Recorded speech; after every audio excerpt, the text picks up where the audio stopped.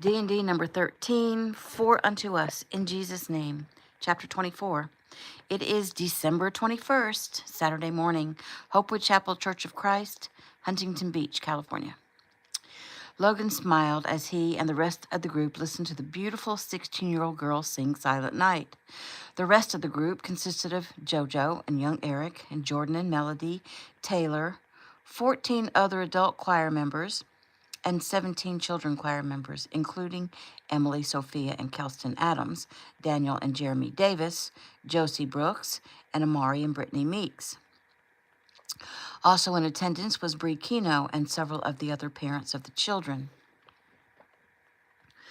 They were currently working on the next to the last number in the program.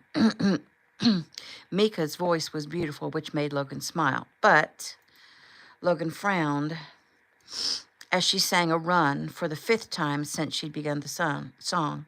She ended the song, those listening offering her applause. Logan shook his head. I want to do it again, Mika. You have a beautiful voice and natural talent, which is why I gave you this solo, but that was too many riffs and runs. You can keep the one at the beginning of the first phrase on the word night and the one at the end on the word peace. Well, my mama says you can never have too many runs in a song. Logan nodded. A lot of people feel that way. And let me see if I can explain why we don't want too many here. What is the reason for singing riffs or runs in a song? Mika wrinkled up her nose and shrugged. It sounds good. Logan nodded. Go on, what else? I mean, why do you want it to sound good? Because you want to sound good. Logan smiled. But why? Young Eric decided to step in to help out. Is it because we want people to think we're good singers? Maybe, right? Logan nodded, yes. And so what that means is, excuse me. And so what that means is you're saying it's for the ego. We sing riffs and runs and everybody oohs and ahs over what you just did, right? Well, yeah, Mika said, along with several others. It feels good when you sing and the audience around you appreciates that you are really good and that you sound really good and that you can do amazing things with your beautiful voice, right? Mika smiled and nodded. Logan sighed. But that makes it all about you, right? Mika frowned. Well, I'm the one singing. Correct. And that gives you the power. The power to affect the audience in so many different ways. You have the power to make them think, wow, that girl can sing. Or the power to take them away to another place and make them feel the love and the beauty or the sadness and tragedy of whatever is in the song. That should be your goal. In this particular song, we want to take the audience back to the night that baby Jesus was born. There were shepherds out in the dark fields tending to sheep. They had no idea that an absolute miracle was taking place, that the Son of God was being born in a stable nearby. But the angels appeared to them. Imagine that. Imagine being out in a dark field at night, and you look up and angels are in the sky, bright, white, lighting up the whole sky. And they're singing hallelujahs and telling the shepherds to go find the baby and see him so that they can tell everyone else. It's such a beautiful thing, a thing that really happened. We want our audience to feel that when we sing for them tomorrow. We want our audience to feel that when we sing for them tomorrow. But don't we want to make it as pretty as possible? Mika said. Yes, and Mika, your sweet voice does that. You don't have to prove to us that you can sing. We know it. The audience will know it. But the most important thing is that we make this about Jesus and not about you. She frowned, and Logan smiled. Let me give you another example. How many times have you heard the national anthem sung on TV before a big game? And the singer sings so many riffs and runs, and people joke about it taking forever. Yes, it's impressive that the artist can do it so well. But when they fill the song up with all those runs, the song becomes all about them, when it's supposed to be about our nation. So next time you have an opportunity to hear someone sing the national anthem, see if they're singing for their country or for themselves. Mika nodded. Trust me, Mika. People are going to be so impressed with how well you sing, but they will also be impressed with how well you conveyed the emotions of the song. Silent Night is a common Christmas song. People are used to hearing it. Bring it alive. That's what will bring them back and want to hear you sing again and again. How you touch them. He smiled. So let's do it again, and you make me feel like I'm present at the birth of my Savior. He nodded at the others. The rest of the choir, do your part, and kids, you watch Melody, and you're going to do the oohs in the background like we practiced, okay? The children smiled and nodded, and Logan played the intro and nodded his head and smiled as she sang it again, and this time with only 2 runs and much more feeling. When she finished, everyone applauded loudly and cheered, and Logan was grateful for that because it helped him to make his point. Okay, we're about done here. We'll meet tomorrow morning at... Wait, Mika said. We want to hear your song. You and your brothers. Logan, young Eric, and JoJo smiled. Okay, Logan said. Sal, you need to practice your guitar part on this anyway, so let's do it. Sal Mendez, the teen guitarist who'd signed up online, nodded his head and strummed a few times on his electric guitar to make sure he was still in tune. He smiled, sighed, and began playing the opening notes of O Holy Night. A mic was quickly passed to young Eric, who sang the first part of the song. He passed his mic to JoJo, who sang the next part. Logan had his own mic and came in on the chorus. Fall on your knees, oh hear the angel voices. O night divine, O night when Christ was born. O night divine, O night divine. The 3 sang the entire next verse together in a beautiful harmony. They divided the 3rd and 4th verses, and Logan took the lead to finish the song with his brother singing harmony. When they finished, the place went crazy. Some of the parents and adult choir members and teens had tears in their eyes, and Logan smiled and nodded at Mika.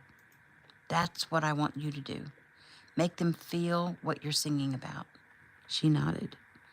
Okay, everyone, we're done. It's as good as it's going to get in such limited time. I just wanted to say thank you for taking the time to come and share your talents with us. You sound awesome. And you guys, he said, turning to the children, I mean, wow. Who knew little kids could learn so fast and sing so well? I think a lot of people are going to be so surprised tomorrow by how good you are. I'm proud of you. Okay, everyone, let's have a prayer and we'll see you tomorrow. Oh, wait, Aunt Bree, tell them what you have for them. Bree smiled and stood. So that we'll all look uniform, I was able to get some choir robes for everyone to wear. She held up a pretty gold choir robe with a white trim at the placket and along the edge of the sleeve. And these are for the children. She held a smaller robe, this one white with gold trim. Aw, Aunt Bree, you totally rock, Logan said. Thank you so much. It was my pleasure. When you all walk down the aisle with these robes on in that first song, it's going to be amazing. I'm so excited to see you all perform tomorrow. Me too, Logan added. Okay, JoJo, who would you like to pray? Let's call on Mrs. Salin. Will you give us a closing prayer? The mother of one of the children choir members looked up, surprised. Oh, well, of course. She bowed her head and prayed. Once that was done, everyone hurried away to take care of Saturday errands before the big Christmas program tomorrow. Jeff Davis showed up to pick up his boys and Josie because she was going to come and help Mrs. Davis with Scarlett so that Mickey could get some things done. JoJo gathered his cousins, Sophia and Kelston, and his sister Emily to run them home quickly because he had a big project to handle. Logan watched them all leave, smiling and shaking hands and waving goodbye to the little ones. Young Eric, Jordan, and Taylor took off to go help load JoJo's truck with the things they were getting ready to transport. Melody came to stand beside Logan,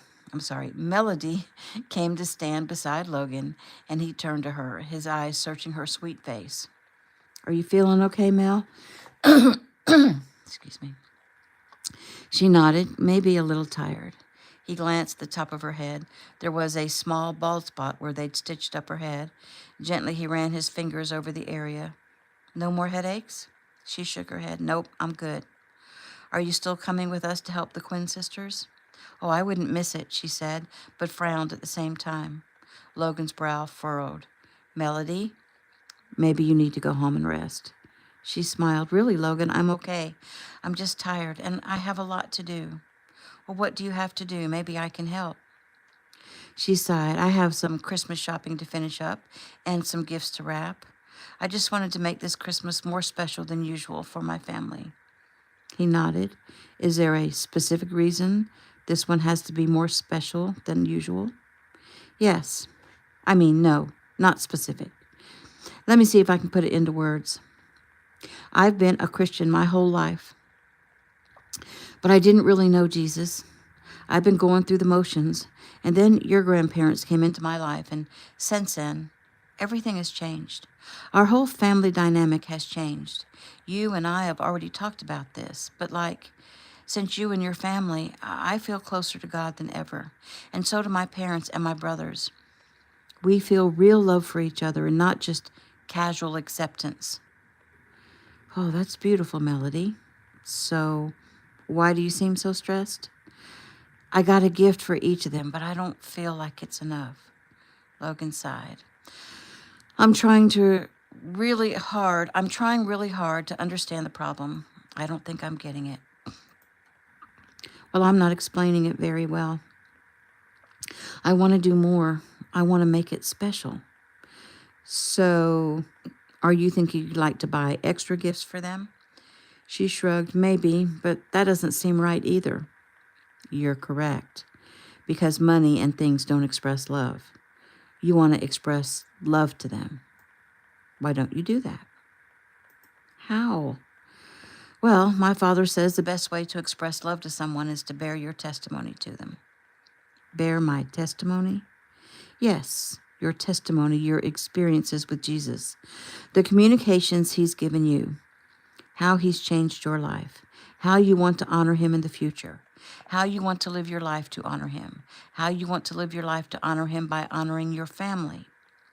She looked down and thought for several moments and then looked up with a smile. I can do that. I was thinking I needed to do more shopping, but it needs to be more special than just an extra gift. I just need to give them my heart. Logan nodded. That's the best gift in the world, and that would make me so happy. What? Have someone give you their heart? To have you give me your heart. I already did. I told you. I love you, Logan. He nodded. That's true. You did tell me, and those words make me the happiest guy in the world. She smiled. And Logan, you were the person I wanted when I got out of that trunk. He nodded. His eyes moistened. Every time I think about that day, those few minutes between the time I was called and getting to you, it was like each second was an hour. Each minute was a day. I needed to be with you. I needed to I needed to see with my own eyes that you were okay. And then I get there and you start seizing. It was a nightmare.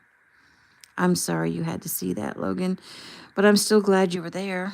The moment you climbed into that ambulance, I felt immediately calmer. You have a strength about you, a power. And once you got there, I felt safe. Oh, Melody, I love you, baby. And more I get to know you, the more I love you. She smiled. This brilliantly talented, highly intelligent, physically powerful guy loved her. So, I don't suppose I could steal you away from your family on Monday night. You could come to dinner at our house. It would make my parents so happy. Logan nodded. I think that would be okay. Our family always spends Christmas Eve at the Grands, and that's on Tuesday. My dad, Uncle Joey, Aunt Bree, and Grandma, they were they were a family before Grandma met Granddad. And Granddad and Ricky and Justin and Jason Lee, they were like a family before Granddad met Grandma. And then Aunt Jeffy came along, and now when we're all together on Christmas Eve this year, including all the kids, we counted 30 people, plus 2 unborn babies. Melody counted in her head. So, who am I missing? Well, Granddad and Grandma, and there are 5, Aunt Jeffy, Uncle Cam, and Eli. Let's see, the other again. Oh, Granddad and Grandma and their 5 kids. Aunt Jeffy, Uncle Cam and Eli. Uncle Ricky and Aunt Bree with Taylor and young Jordan and young Eric. With Taylor and young Eric and Jordan and Miss Jewel and Josie and Jamie and Amari and Brittany. And Aunt Breeze and Uncle Joey and Sophia, Kelson, and Ledger. And then my family. She nodded. I forgot about Jordan and her family would, of course, be there. Logan smiled. It's amazing, isn't it? The Kinos are going to have to build an addition to their house at this rate, Melody said. Anyway, so you'll come on Monday? I would love to. What time? Well, dinner is usually around 6, but you could come earlier if you'd like. I'd like. I'm thinking we'd better make special memories this year with your family. Why? He smiled slyly. Who knows? It might be the last one with you home as the older sister. Why? He smiled. Because I feel like where you and I are heading, it's like pretty serious. She smiled. That sounded very much like another proposal, or at least another pre-proposal. Maybe he was kind of testing the waters. Logan frowned. Oh, wow. So, like, did I misspeak? Melody shook her head. Sorry. I guess I was thinking too long. My mind went to a lot of places. But no, Logan, you didn't misspeak. It does feel serious between us. It feels very serious. It actually feels like... Like what? Go on. She sighed. Well, I was going to say it feels like it's a done deal. He smiled because in his head and heart it was a done deal. Melody went on. Though really, we've only dated a few times. Well, then, we need to make up for that, he said softly. He pulled her close and brushed some hair off her cheek and kissed her mouth. And when he pulled back, he smiled. Sit down here in the front pew. I have something for you. Smiling, she sat down as he went to his guitar case and pulled out a small wrapped box with a tiny gold bow. Her eyes opened wide. He sat down next to her and handed her the small box. This is for you. It's not the actual Christmas gift I got for you, but it's something I want you to have. Okay, she said, as she carefully removed the bow and the paper and opened the small box. Her brow furrowed as she examined the gift. He jumped in with an explanation. It's an anklet, but it's not just any anklet. She lifted it out of the box. Logan, it's so pretty. She was looking at a gold chain. On the chain was a tiny open gold heart, and inside the heart was a tiny gold cross, and on the cross was a small green gemstone. He nodded and pointed to the gemstone. That's green tourmaline. I picked it out because it reminds me of your eyes. See how it has brown mixed in it, so it makes it look like your hazel-colored eyes. I can see it, I think, though I think my eyes are a little more plain than this pretty stone. This stone is a little more plain than your beautiful eyes. She giggled. Thank you, Logan. He nodded. Well, I want you to wear it all the time. I want you to promise to wear it all the time. She frowned. Okay. So, like I said, this is not just any anklet, he said. This was made by Ameritech, and it has a GPS in it. When you're wearing this, I will always be able to track you. When she frowned again, he went on quickly. Mel, I've thought a lot about what happened to you last Monday. Every time I think about it, I almost have an anxiety attack. If he'd been able to drive away with you, well, let's not go there. But still, if you'd had on this anklet, we would have been able to track you quickly and easily. She nodded slowly. Aunt Jeffy wears one. She has since she was 7 when a bad guy crashed into the car she was in with my grandmother and 2 Ameritech agents. He shot and killed one agent. The other agent and Grandma were badly injured, and he grabbed Aunt Jeffy and took her away. Uncle Ricky was able to call Uncle Jason and track her down. Wow, that is terrible. But thank goodness she was wearing the GPS. Right. It had a happy ending because she was wearing that anklet, but there was another time that she wasn't wearing it when she was 15. And Mrs. Davis's deranged stepfather had a man take Aunt Jeffy out into the mountain wilderness near Seattle to murder her. What? Yeah, it's a long story. She wasn't wearing it then because Aunt Jeffy had snuck up to Seattle to talk to Marissa, who was Mrs. Davis's sister. It's a really long story, which I will tell you another time. Bottom line, this will make me feel a whole lot better knowing that we can track you if you ever go missing. I promise we won't invade your privacy. We would only engage if you went missing. Melody nodded. Logan took the jewelry from her, knelt down on the floor, picked up her foot, and placed it on his thigh. Pull your jeans up a little, he said. She did as asked, and he carefully fastened the anklet around her ankle. Melody smiled and stuck her leg out straight to admire the jewelry. It's really pretty. Is that really gold? He shook his head. No, that is very strong stainless steel, and the GPS is inside the cross. Melody smiled. That's kind of cool. You know, like Jesus' gift. It finds us, it saves us. All we have to do is accept it. Logan nodded with a smile. Good thought, Mel. Like Jesus is our GPS. Melody giggled. That sounds like a song being written. He chuckled. Maybe. But hey, we're in a time crunch right now. Let me check everything over and lock up, and you ride with me to the Quinn's house. Melody nodded. I'd like that. But that means you'll have to bring me back to my car afterward. He sighed. Well, it's a hard job, but I think I can handle it. They stood. Logan, thank you. Thank you for this gift. The way you worry about me, the way you take care of me. I mean, it makes me feel so loved. That's because I do love you, Melody, and I'm growing to love you more every day. But I have to say, you're very easy to love. New scene. It is December 21st still. It is Saturday noon, the Quinn home, Los Angeles, California. 4 vehicles pulled up in front of the little blue and white house with the yellow door. JoJo's pickup truck, Logan and Melody in his red Range Rover, young Eric, Jordan, and Taylor in his M4, and Jeffy alone in her armored SUV. Everyone grabbed something out of JoJo's truck, and JoJo used his good hand to grab the Christmas tree already in a stand, and Taylor grabbed up a box filled with ornaments and other decorations. Logan had a huge box filled with wrapped Christmas gifts. Young Eric held another large box filled with household necessities. Melody carefully held a large crock pot filled with Miss Shelley's potato soup. Jordan had a plastic tote filled with other meal elements, and Jeffy had her medical bag. JoJo, Jordan said, so, like, you did call Raylan and tell her you were coming, right? He smiled.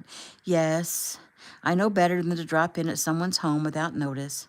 I told her I needed to stop by because I had something I wanted to bring.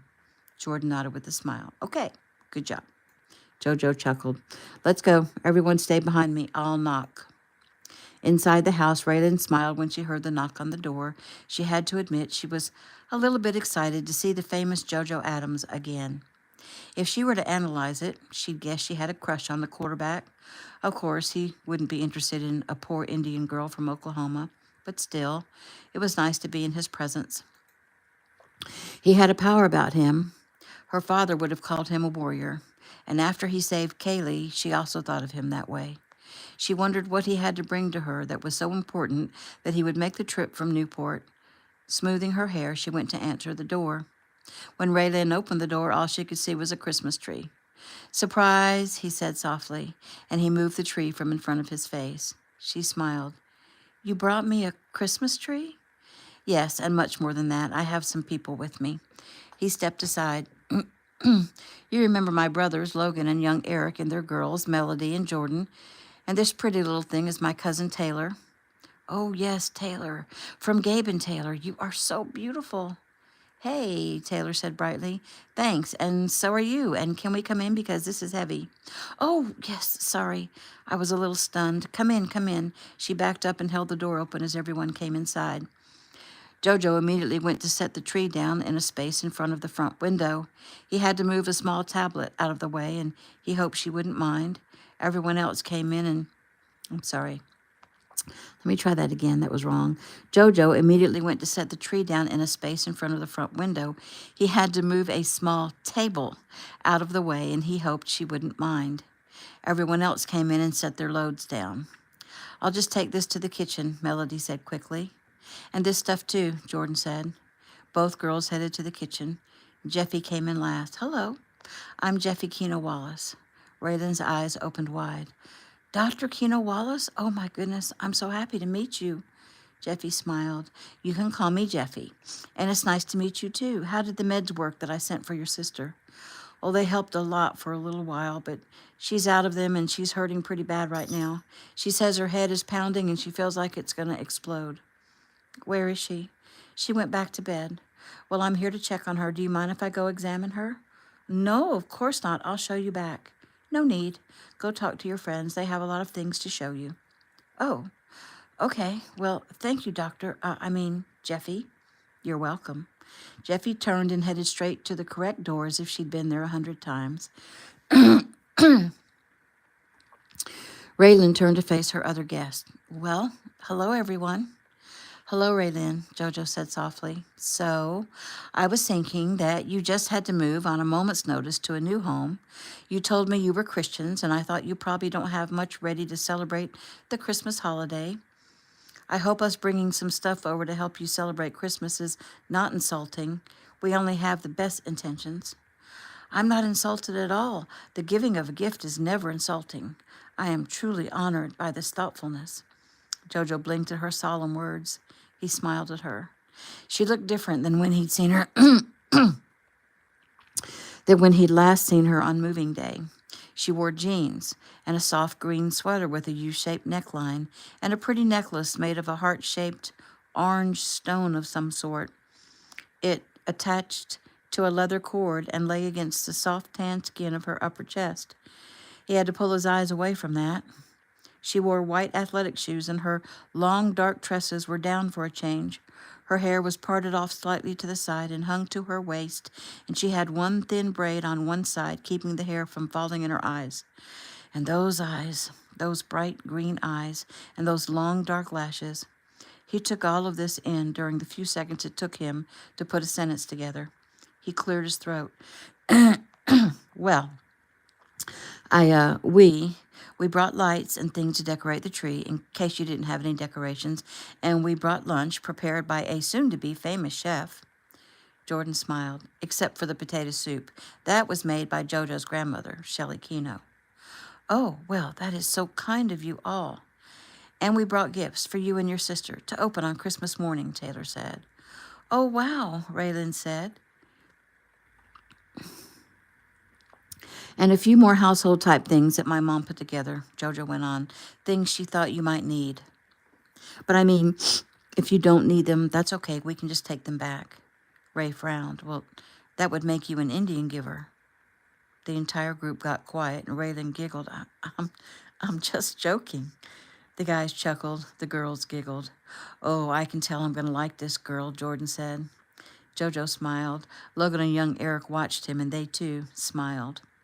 Well, let's dig in so you can see what we brought, Taylor offered.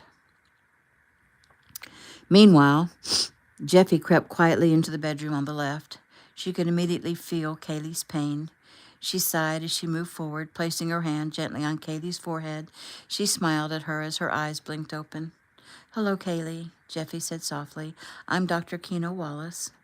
Kaylee moaned softly and tried to sit up. No, it's okay. Just lie still. I want to check you over. Would that be okay? Yes, ma'am. I'm not feeling too hot right now.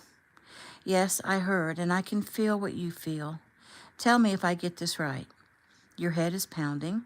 The pain is mostly in the top of your head. Your broken cheek feels hot, like you have a fever. Your throat is sore. You are slightly nauseated, and you're afraid to eat because you don't want to throw up. You hate to throw up. It's the worst thing in the world. You're sad because you can't believe your boyfriend would do this to you, and you're wishing you had kept your mouth shut so that you wouldn't have made him so angry. How's that? Wow. I mean, that's like exactly how I feel right now. Jeffy smiled. How do you do that? Kaylee asked. I've been given gifts. God gave them to me so that I can help people, help heal them. I want to help you, Kaylee. I'm going to check you over and get a blood pressure reading because I think it's high, and we're going to fix you up. She took Kaylee's blood pressure the old-fashioned way and frowned at the reading. Well, your blood pressure is higher than I thought. Do you have a history of high blood pressure? Not that I know of. Okay, then that probably means no. I'm just going to check some things. Jeffy ran her hands over Kaylee's face, over her neck and arms, over her heart, pausing to close her eyes so she could see and pray. As she did this, Kaylee fell asleep. When Jeffy finished, she brushed some of Kaylee's hair that had come loose from her messy bun back from her face and smiled down at the girl. Emotionally, the girl was a wreck. Jeffy pulled some bottles of capsules out of her bag, shook a few into her hand, and woke Kaylee. Here, sweet girl. This one will ease the headache and the ache in your cheek and bring down the inflammation and your fever. And this one will help lower your blood pressure. She handed her 4 capsules and the bottle of water that was on the bedside table. Cali obediently sat up and swallowed the pills, and she smiled at Jeffy. Dr. Kino, I think I feel better already. Jeffy nodded. Well, that's good to hear. I prayed over you and asked for ease and comfort. Interesting. If you can do that, why didn't you just ask God to heal me completely? Jeffy smiled. I asked for what I felt he wanted to give. So you're saying God didn't want to heal me completely? Jeffy shrugged. Sometimes we have to walk over the coals to get tough. The good thing is, God is totally mindful of you, and he loves you. Then why did he let this happen to me? He allows us all to have free will, but he sent JoJo to help you. Don't forget that. Cali nodded. Well, that's true. And thank goodness JoJo was there. Thank God, Jeffy corrected. She took Cali's pulse and nodded. Your heart rate has slowed. How are you feeling? Actually, I'm feeling much better. Jeffy smiled. Good. So if you feel like it, why don't you come on out? The gang is here. They brought a bunch of stuff for you and Raylyn. The gang? JoJo and his brother, Logan, and his girlfriend, Melody, and young Eric, and his girlfriend, Jordan, and his sister, Taylor. Cali nodded. And they are all your nephews and nieces, right? Yes. But you seem so young. Jeffy smiled. Well, I'm only about 8 years older than JoJo. Cali pushed the covers off and stood up out of the bed. Dizzy? Jeffy asked. No, ma'am. You want to use the bathroom? Yes, ma'am. I'll be right out. Jeffy nodded and watched her leave the room to go use the only bathroom in the house, which was in the hall between the 2 bedrooms. She looked around the sparse room. On a shabby dresser was a picture of a girl and a guy, and she picked it up to examine it. It was Cali and Scott, the man who'd assaulted her. Jeffy touched the photo. Though you couldn't tell right now, Cali was a beautiful girl, and Scott, he was dark and dangerous. The fact that after he'd almost killed her, the picture was placed on her dresser after the move was telling. Sighing, Jeffy went out to the living room. Hey, Aunt Jeffy, JoJo greeted. So how is she? Jeffy's lips pressed tightly together. Well, her blood pressure was high, but I fixed it. That was what was causing her headache, and she had a slight fever, but I fixed that too. The meds I gave her will help with the inflammation that is affecting most of her body right now. The riskier problem is what's going on in her head. I mean, emotionally. And because of doctor-patient privilege, I'll stop there. But Raylyn, you and I and Cali need to talk, and I'd like you to come by my home and have Cali talk to my father. Your father? That's Grandmaster Kino, right? Yes. And he's a doctor of psychology. And I think Cali needs some counseling. Raylyn nodded but didn't say anything else because Cali came out of the bathroom and down the hall to the living room. Hi, everyone, Cali said. Hey, Cali, Jordan answered quickly and went to her. She hugged her and led her to the couch to sit. We're so glad you joined us. Yeah, Kay, Raylyn said. Look at all this. They brought us a bunch of stuff for Christmas. We were just getting ready to see what's in all of these boxes. Wow, guys, this is wonderful, Cali said half-heartedly. Then she glanced at Taylor, whom she hadn't been introduced to, but she didn't have to be. She smiled. You're Taylor Kino, aren't you? Taylor nodded. I follow you and Gabe Tanner on all the social media sites. Oh, my. It's so cool to see you in person. Taylor smiled sweetly. It's so nice to meet you in person. Come sit down next to me and let's see what's in all of these boxes. Taylor began lifting things out of the box and passing them to Cali. There were lights for the tree and all kinds of amazing ornaments. Some were handmade from wood.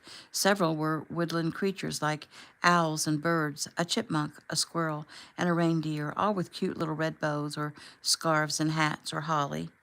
There were also some beautiful hand-painted glass ornaments and a lovely star for the top of the tree. Inside another box were several gift-wrapped presents. 5 to be exact, that is. 5 for each of the sisters. They decided to not waste any time and all began decorating the tree.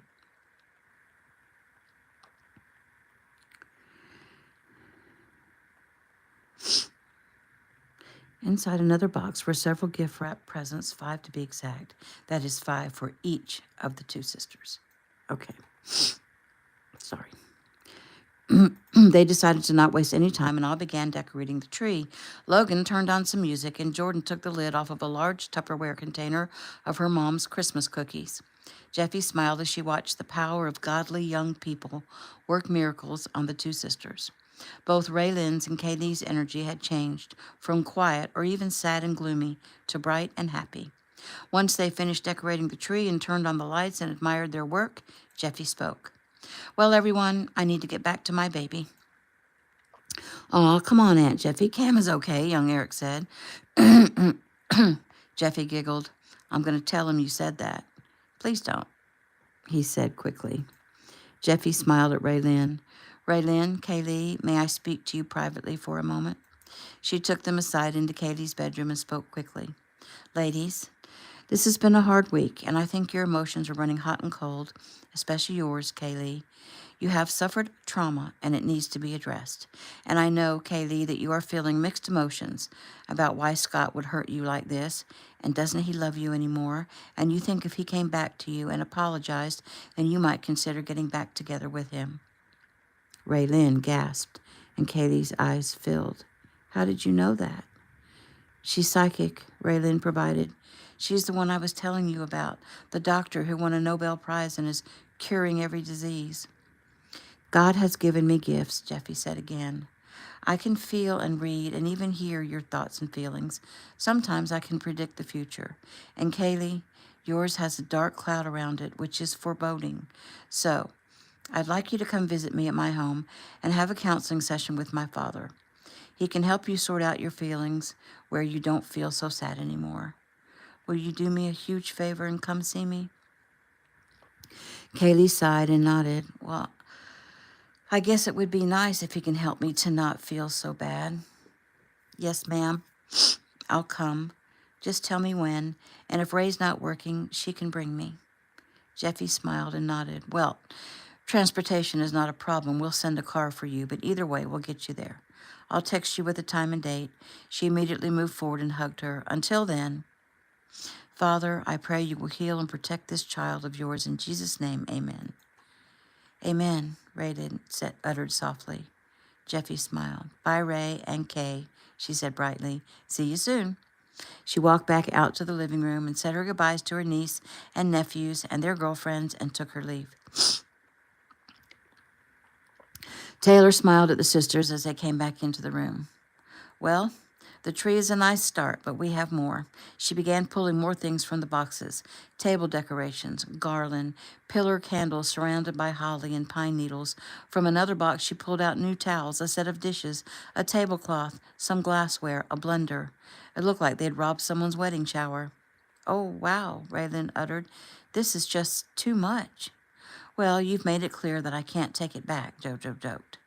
Raylan smiled at him. He was so kind. He had a soft voice, which seemed surprising for a quarterback. His voice was masculine, but gentle. Logan spoke next. Mom wanted to send these things. She said everyone needs more towels and everyone should have one nice tablecloth. And she said you need the blender because you need to start making smoothies to help Kaylee to heal. Well, how did she know we didn't have a blender? Melody smiled. Well, she asked Jordan and I, and since we helped you pack if you had one, and Jordan said she didn't see one, so she bought that one. She's very kind, but, well, I don't even know what I need to make the smoothies, Raylan said. JoJo jumped in. Well, if you don't mind, I was planning to take you on a shopping trip to get what you need for the smoothies and for some other things, too. Raylan looked up at him, her eyes blinking slowly. Why are you all being so kind? He frowned.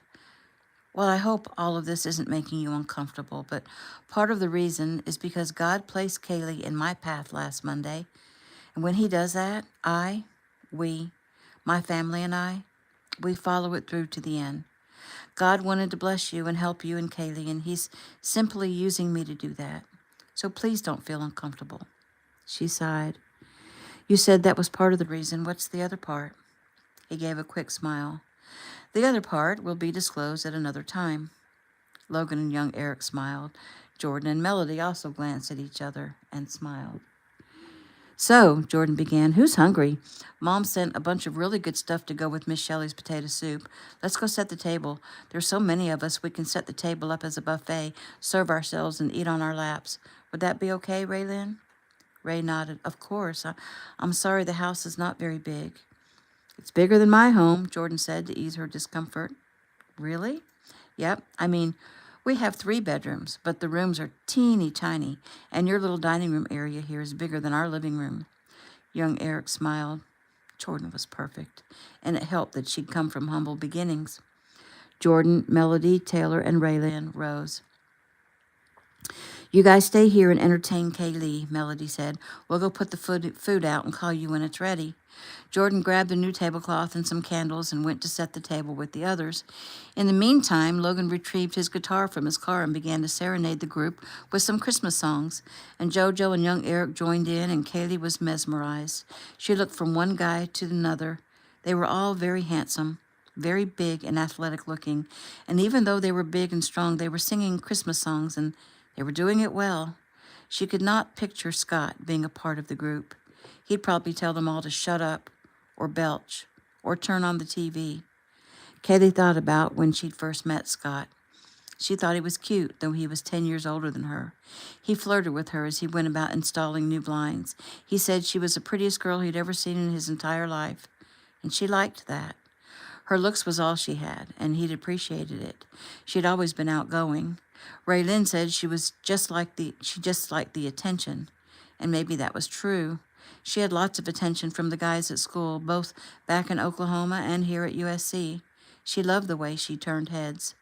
However, she was turning heads now for a different reason. She sighed as her thoughts took her to the day Scott tried to kill her. He probably wasn't trying to kill her. He was just angry. She shouldn't have smarted off. He was hungover from the night before, and she couldn't get him to wake up. And Raylin had already left for work. Raylin. She was very upset with Kaylee about Scott sleeping with her. She fussed at her about it when he wasn't around. She quoted scripture at her. She tried to shame her. Then Kaylee would cry and promise to end it with Scott, but she could never find a way to do it. He'd get so angry. He'd start drinking. He'd say she didn't appreciate him. Last Sunday night, that's exactly how it went. And he'd finally coaxed her into bed again. And he was rough, but she'd endured it. And the next morning, she had to be at school for an important exam. And he'd finally gotten up and driven her to school, but she'd been irritated and complained at him for getting drunk and making her late to class. She suggested again that maybe they should end their relationship. He'd just gone berserk. The first hit to her forehead stunned her. She couldn't believe he was hitting her. He hit her so many times. The next thing she knew, JoJo was helping her out of the car, and she was in so much pain. And now that it was over and he was in jail, she began to realize that the whole thing was her fault. She felt bad that he was in jail because of her, but she also felt bad because of how Raylin had begged her to not give herself to him. She hadn't listened. She was so confused. What was she supposed to do? How was she supposed to live? Alone? Kaylee, Raylin said again. Kaylee blinked and looked up at her sister. Oh, sorry, I was deep in thought. What did you say? I asked if you'd like me to get your plate for you. Oh, no, that's okay. If it's okay with you, Raylin, JoJo said, I'll go ahead and say a quick blessing on the food. Oh, yes, I almost forgot that. Yes, please go ahead. JoJo bowed his head and quickly blessed the food and also asked for healing for Kaylee. The group went into the dining room. The table was beautifully set. A red tablecloth, white pillar candles, and a bright Christmas centerpiece made it elegant. A stack of the new plates and bowls, a steaming crock pot full of potato soup, Christmas platters, Christmas platters filled with oven-baked drumsticks and homemade garlic bread, a bowl of walnut, cranberry, broccoli salad, and carrot cake to die for. Wow, this looks amazing, young Eric said. Jordan, can I serve you? No, silly, help yourself. I'll get my own plate. He touched her shoulder. Well, just so you know, I'd be happy to take care of you. I do know, 3. I really do, thank you. Kaylee's brow furrowed. Is that the way a couple is supposed to be? The early dinner was delicious, and afterward they cleaned everything up and sat around to talk for a few more minutes. JoJo pulled out 2 gift wrap boxes and an envelope. Okay, so this is the last surprise. More? Raylan asked. Really, this is getting to be too much. Well, this is special, and I'd like you to open this now in case you need to make special arrangements. He handed a box to both her and Cali. They opened the gifts and each pulled out a USC Trojan football jersey with JoJo on the back. Oh, wow, Raylan said, obviously delighted. This is awesome. I love this. Oh, JoJo, thank you so much. He smiled. You're welcome. And this is the next part of the gift, the important part. He handed her the envelope. You said you weren't ever able to go to any of the games, but you watched on TV. Well, how would you like to go to the Rose Bowl on New Year's Day and see a game in person? She gasped as she took the envelope and pulled out 2 Rose Bowl tickets. Are you kidding me? He smiled. I mean, I won't be playing, but I will be down on the field offering encouragement. My family will be there, and those seats are with them. Would you like to come? I would love to come. Look, Kay, we're going to go to the Rose Bowl. Kay smiled. That's wonderful, Ray. It was a lackluster remark, and Raylan sighed as she turned back to JoJo. Yes, absolutely, JoJo. I would love to go to the Rose Bowl. Thank you so much. This is a wonderful gift. You are very welcome. And that is the end of chapter 24.